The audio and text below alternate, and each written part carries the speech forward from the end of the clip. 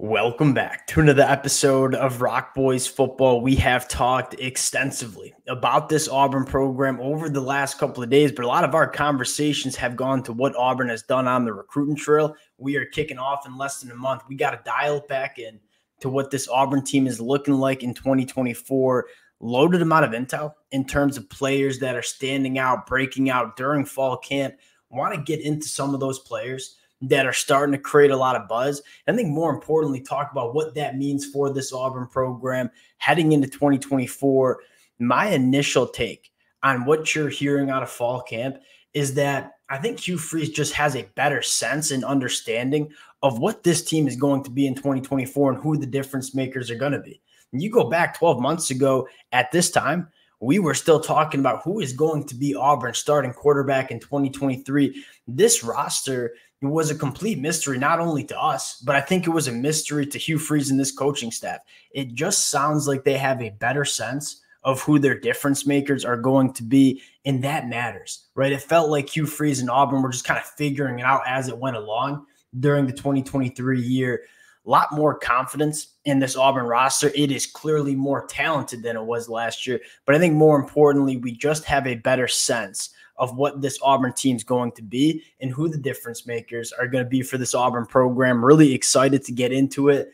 Before we do, and as always, to the Auburn fans, whether we're talking recruiting, talking 2024, the amount of support y'all continue to show to the fellas, it truly does mean a lot. If y'all do enjoy the content, consider subscribing to the channel. Much more importantly, would love to hear from you guys in the comments section on what players are standing out for y'all. I know every single one of y'all has read the Auburn fall camp notes as well. And without further ado, let's get into this one. I want to start with, kind of an obvious conversation, but I think a really important conversation. And that is we have quarterback one. I think that going through fall camp with your quarterback figured out and giving Peyton Thorne the opportunity to really take command of this offense, that matters. Again, going back 12 months ago to this day, we were still talking about who is going to be the starting quarterback for this Auburn program. I think Peyton Thorne having command of the offense, Hugh Freeze understanding a little bit more of what Peyton Thorne excels at and his capabilities, it kind of goes both ways, right? Peyton Thorne understanding the offense more, but also the offensive coaches and the play callers understanding what Peyton Thorne does best and being better able to put him in situations to be successful. It's a storyline that is kind of obvious, but I don't think talked enough about. You talk about reasons that we think this Auburn program and specifically the offensive side of the football takes a massive step in the right direction. I think it starts with the quarterback just being a little bit more confident and the play callers having more confidence in the quarterback. Number two, massive upgrade at wide receiver. This is probably the biggest storyline surrounding this Auburn program. I was very vocal all offseason that last year Auburn, they might have had the worst pass catching room in the SEC in 2023. It is a strong suit of this Auburn program heading into 2024. We always said if you give Peyton Thorne the weapons on the outside, we've seen Peyton Thorne play really good football going back to that Michigan State season in 2021. Peyton Thorne's going to have the weapons in 2024, and it sounds like Cam Coleman and Keandre Lambert-Smith are just a little bit different. And that's not a shot at a guy like Robert Lewis or true freshman Perry Thompson. Sam Jackson getting a little bit of buzz during fall camp as well. But to have two true wide receiver ones heading into 2024, that's massive because you go back to last year, who was the wide receiver one in this Auburn offense? It was the tight end Rivaldo Fairweather, who we all think's a really, really good tight end in the SEC. But when your offense, your passing attack is going through the tight end, it's really hard to manufacture explosive plays on a consistent basis. Keandre Lambert-Smith and Cam Coleman really balance each other out exceptionally well. Cam Coleman's just a freak show, for lack of better terms. I mean, just the size, the athleticism, the play strength working down the field. He's going to give Auburn a little bit more access to pushing the ball down the field. And then Keandre Lambert-Smith, what you hear out of him is elite route runner, smooth operator, high football IQ, knows how to create separation, when to sit his routes down. There's a nice balance between these two elite pass catchers within this Auburn wide receiver, and I expect them to both be heavily involved in this offense. And then you kind of sprinkle in the other guys like Robert Lewis or Sam Jackson, who again seems to be just a playmaker with the football in his hands. Those guys can be more kind of rotational roles, guys that are good at specific things, but you have your 2 wide receivers that you can really run this passing attack through. Number 3 takeaway, Percy Lewis slimming down a little bit. This was probably the biggest story that we had about Percy Lewis. We know he can road grade in the run game. This is one of the most big, physical, imposing offensive tackles we'll see in the SEC. He's going to be a massive asset in the run game. I think the one question we had about Percy Lewis is, all right, is he going to be elite in pass protection against some of those elite pass rushers that we are going to see in the SEC? And because of how heavy and big he was, we had some of those question marks. I like to hear Percy Lewis slimming down a little bit, getting a little bit lighter on his feet, a little bit more athletic. I think that's really good news for Auburn. Then you look at the center position and you talk about Connor Lew. Connor Lew being the guy at center is almost as big of a storyline as Peyton Thorne being the guy at quarterback. Connor Lew is going to be responsible for a lot of these pass protections and getting the offensive line right. Connor Lew, as a freshman, played really good football. We've banged the table for Connor Lew all offseason.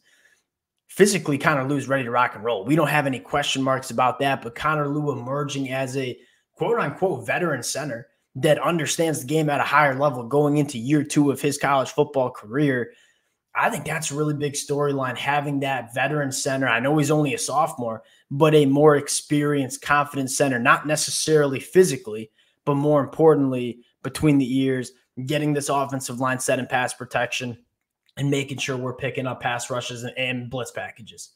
I think that's a really good storyline to hear out of fall camp. Now, going to the defensive side of the football, the thing I want to highlight the most is the emergence of Malik Blockton as a true freshman. Our biggest question mark about Auburn, specifically on the defensive line, was the depth on the inside. Now, I think Hugh Freeze did an elite job making sure this team's deep enough, right? Isaiah Rake's coming in the portal, Trill Carter, Gage Keys. You suddenly look at it and say, I don't know if we have a legitimate game wrecker, a guy that's going to go top 200 in the NFL draft.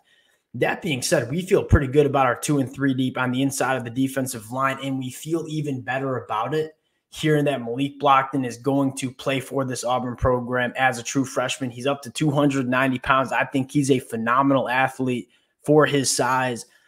To hear that he's holding up physically along the line of scrimmage against what I think is a quality Auburn offensive line that he's going to be seeing in fall camp makes you feel pretty good and kind of mitigates some of those question marks about this Auburn program on the inside of the defensive line. The other guy you got to shout out as a pass rusher, Kieran Crawford, coming from Arkansas State.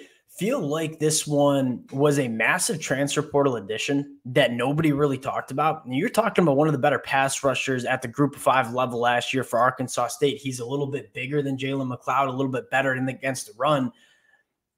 To hear him continue to emerge as a guy that can be rotated in this defense, I'm suddenly looking at the Auburn defensive line and saying, I feel pretty good about the depth, which is a really important conversation. It's never flashy to have the conversation about depth. We know we have 2 dudes in Jalen McLeod and Keldrick Falk, but if you want to win 8+ games in the SEC, you got to make sure you're deep, especially when you're playing some of those better teams along the line of scrimmage. Guys like Malik Blockton, Kieran Crawford, kind of stepping up, breaking out. I think that's a really big storyline. The last thing I want to talk about on this defense, we got 2 other things I want to talk about. One, you continue to hear what the defensive players say about this new Auburn defensive scheme with DJ Durkin coming in. It's aggressive.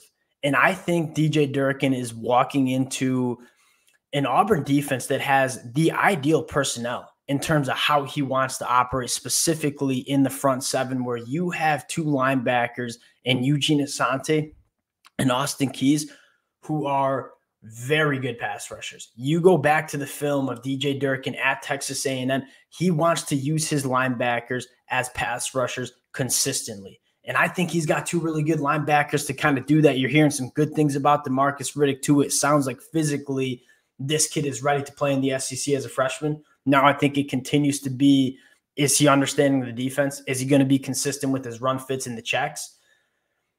I am excited to see what this Auburn defense looks like with these linebackers that can really get after the passer, because DJ Durkin's going to ask them to do it, and I think they are certainly capable of doing it at a high level.